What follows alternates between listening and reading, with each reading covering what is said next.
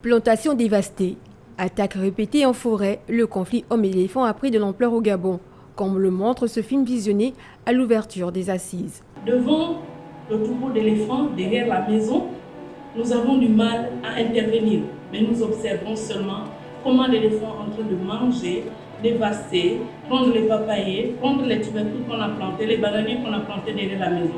C'est grave, c'est plus grave que nous ne le pensons.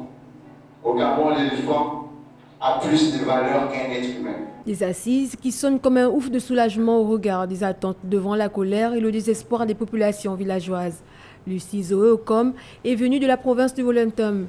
Elle voit en cette rencontre un engagement des autorités, mais s'inquiète de la situation géographique de sa province. Ce qui me réjouit, c'est que le gouvernement ait pris conscience et qu'il ait décidé de se rapprocher de la population pour qu'on trouve quand même une solution. Parce que, étant donné que vivre au village, on n'a pas assez de potentialité, tout sur quoi on compte, ce n'est que sur l'agriculture. Je souhaiterais que le gouvernement regarde aussi du côté des autres pays parce que les mêmes éléphants traversent et on peut chercher à résoudre le problème ici. Si les autres pays ne font pas, on ne fera que recommencer ce qu'on aura déjà fait. Les commissions ont chacune leur importance et leur rôle à jouer dans l'aboutissement des solutions durables devant le conflit. Il y a un projet, un texte qui portera effectivement sur les mécanismes de financement du conflit homme-femme. À ce jour au Gabon, les barrières électriques se présentent comme la solution adéquate pour lutter efficacement contre le conflit